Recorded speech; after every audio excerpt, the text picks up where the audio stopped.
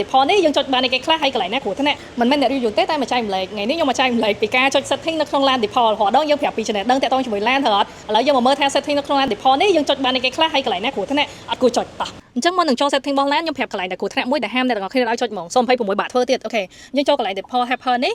បន្តមកទៀតយើងនឹងឃើញមាន setting អញ្ចឹងនេះចូល setting ហ្នឹងហើយកន្លែងនេះគេដាក់ថា screen lock អញ្ចឹងបើសិនជាអ្នកទាំងអស់គ្នាចូល screen lock ហើយដាក់ password មិនថា password ជាលេខឬមួយក៏គូក៏បានអីទេ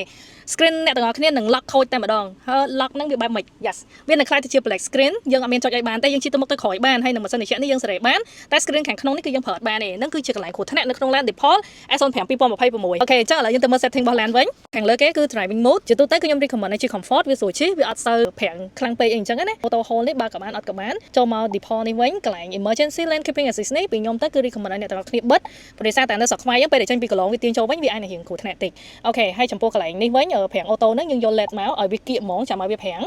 ហើយចង់មកក្រោមតិចទៀតមកអានេះគឺ auto brake អ្នកទាំងអស់គ្នាចង់បិទអញ្ចឹងក៏បានប៉ុន្តែនៅពេលបញ្ឆេះឡើងមកវិញគឺត្រូវចូលបិទម្ដងទៀតហើយទូទៅយើងបើកទៅបើយើងមើលផ្លូវទៅមកគឺវាងាយ auto brake ទេអញ្ចឹងចូលមកដល់ body ម្ដងអញ្ចឹង body នេះកន្លែងចំណុចខាងលើនេះគឺកន្លែងដែលយើងបើកចេះកៅអីយើងនឹងថយទៅក្រោយពេលដែលយើងបើកទ្វារចេញទៅក្រៅតែបើយើងបិទកៅអីយើងនៅប៉ុណ្ណឹងអត់អីទេ passenger ក៏ដូចគ្នាបិទបើកស្រេចចិត្តទេហើយកន្លែងនេះកន្លែងសេរីកញ្ចក់ខាងក្រៅយើង adjust កញ្ចក់សងខាងរបស់យើងអូខេអានេះខ្សែក្បាត់ខាងក្រោយអញ្ចឹង setting នៅក្នុង LAN នេះទូទៅដោយតែ LAN EZ6 ដូចអីដែរទេហើយនេះ unlock ជាមួយនឹង lock អីអញ្ចឹងណាអញ្ចឹងដល់ពេលយើង remote យើងចង់ឲ្យបើកទ្វារតែតកង់យើងដាក់ driver ទៅអានេះមកតែបើយើងចង់ឲ្យវា unlock ទាំងអស់គឺយើងយកអានេះមក yes អានេះ child lock parking automatic អីនេះទូទៅទេអូខេអញ្ចឹងកន្លែងចំណុចនេះដែលបងប្អូនសួរថាពេលដែលដើរចេញពី LAN ទៅវា auto lock មិន lock អីហ្នឹងគឺនៅនេះអញ្ចឹងយើងមើលទៅបើយើងចង់ឲ្យវា lock ពេលដែលយើងដើរចេញទៅគឺយើងបើកបើយើងចង់អត់ចង់បញ្ជា tele គឺយើងបិទអាហ្នឹងទៅហើយកញ្ចក់នេះបើយើងចង់តម្លាក់កញ្ចក់យើងបិទទៅអញ្ចឹងយើងអាចតម្លាក់កញ្ចក់ហើយយើងចុចសោបានធម្មតាអូខេនេះ another part អញ្ចឹង wireless charge ឬមួយក៏អីផ្សេងៗអញ្ចឹងណាអូខេអញ្ចឹងមកដល់ lining អញ្ចឹង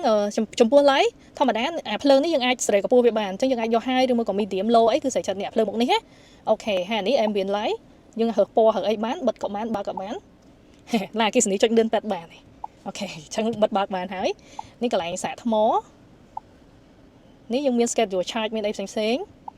អូខេនេះកន្លែងដែលយើងកំណត់ថាយើងយកភ្លើងបានចូល LAN ហើយខ្ញុំបញ្ជាក់ផងដែរ default ដូចនិយាយអញ្ចឹង LFP គឺយើងអាចសាកបាន 100% មួយសប្តាហ៍ម្ដងអញ្ចឹងកន្លែងនេះ sound អីផ្សេងៗកន្លែងនេះខ្ញុំបិទព្រោះតែពេលយើងបិទ lock sound ទៅវានឹងលឺ display អញ្ចឹងយើងបិទកន្លែងហ្នឹងទៅវាលេងលឺហើយអូខេនេះសលេងអីផ្សេងៗនេះ display អញ្ចឹងសម្រាប់អ្នកខ្លះគាត់ចង់ឲ្យកញ្ចក់ហ្នឹងវាវិលអេក្រង់ហ្នឹងវិលទៅវិលមកបើមិនកន្លែងនេះបិទគឺវាអត់វិលទេអញ្ចឹងតើតែយើងបើកអញ្ចឹងនៅពេលដែលយើងអង្គុយមានតកងមានអីវានឹងងាកទៅងាកមកហើយយើងចុចអានេះគឺវា rotate មើលថាត្រឹមប៉ុណ្ណាត្រឹមត្រូវអីអញ្ចឹងណានេះវាចំកណ្ដាលអ្នក center ហើយចំពោះ connection នេះ LAN default 026 version ថ្មីគឺមាន Apple CarPlay original ក្នុងហ្នឹងអញ្ចឹងនៅពេលដែលយើងចូល connection យើងនឹងឃើញមាន Apple CarPlay ហើយអាហ្នឹងបាន version ពេញរបស់គេអូខេហើយជាមួយនឹង voice នេះសលេងរបស់ default ទេយើង voice control របស់វាយើងចង់បិទក៏បានបើកក៏បានsecurity អីផ្សេងកន្លែងនេះយើងប្លុត LAN បើយើងចុចអានេះទៅវានឹងប្លុត LAN ប្លុតធម្មតាទេអត់បញ្ហាទេចំពោះ system អូខេ 3.1.2 ហាមដាច់ខាតគឺ factory restore អញ្ចឹងកន្លែងនេះតើចុចគឺចេញចិនវិញអស់ហើយអញ្ចឹងអ្នកទាំងអស់គ្នាត្រូវប្រយ័ត្នកន្លែងហ្នឹងមែនតើកាលពីនេះ setting យើងអាចសេរីបានតាមហ្នឹងទេអញ្ចឹង setting នៅក្នុង LAN default នេះគឺខ្ញុំបានបញ្ចូលអ្នកទាំងអស់គ្នាធូរហើយហើយចំពោះ application ក៏យើងបានតម្លើងរួចរាល់ដែរឥឡូវខ្ញុំនៅប៉ែន 7B ហើយអ្នកទាំងអស់គ្នានឹងឆ្ងល់ថា LAN ខ្លះមិនក៏កន្លែងនេះចេញចិនចេញអីអញ្ចឹងទៅអញ្ចឹង software ដែលខ្ញុំកាន់ខ្ញុំព្យាយាមដូរភាសាអង់គ្លេសអ្នកទាំងអស់គ្នាបានច្រើននេះកន្លែងនេះគឺមកជាអង់គ្លេសអស់ហើយ